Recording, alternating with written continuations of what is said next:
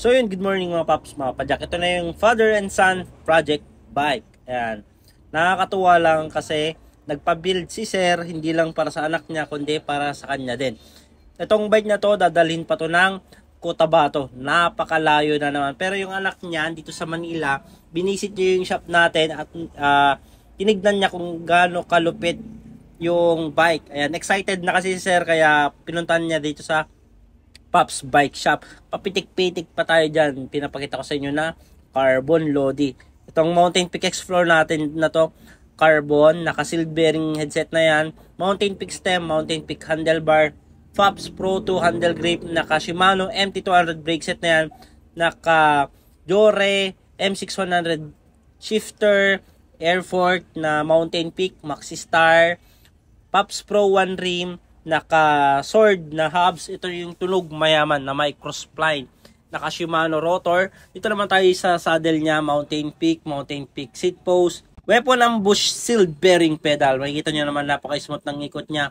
Jore crankset M5100, naka-upgrade na rin yung chain ring niya ng alloy, M6100 chain, M6100 na RD, M6100 na sprocket, at yung hubs natin na tunog mayaman Shimano rotor.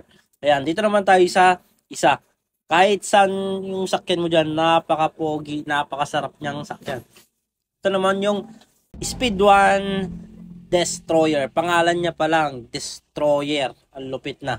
Dito sa gulong, ginamitan natin ng Recon Race kasi hindi natin ginamitan ng malalaki or enduro tire kasi gagamitin din to sa kalsada. Ang dami na kasi namin na-encounter na build na enduro, alalaki ng mga gulong, Minion, High Roller, at saka yung mga Continental na Trail King, nagpapalit sila ng mas maliit na knob kasi ang kunat nga naman padjak sa kalsada. Ginamitan din natin ng Pops Pro 2 stem, Pops Pro 2 handlebar. May ito nyo naman, napaka-pogi, naka-upright position or relax position to.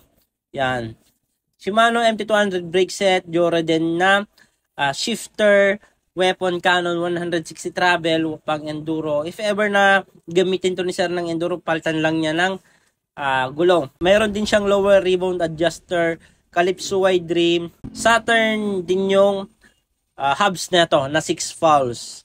Dito naman tayo sa upuan niya, Pops Pro 2 saddle na napakasarap upuan. Pops Pro 2 din yung seat post natin.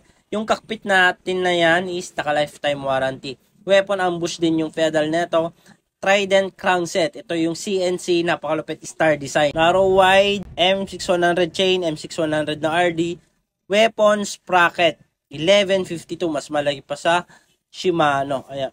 So, ayan yung kabuuan ng dalawang project bike natin. Siyempre, meron din yung mga freebies, taillight, battle cage, chain protector, lever boot, helmet, at saka yung damit. Patch kit, folding tools, meron. Kompleto yan. Basta dito kayo magpa-build ng bike, ayan, kompleto yung mga freebies nyo. Option yung helmet, pwede kayong mag-additional or pwede kayong walang helmet.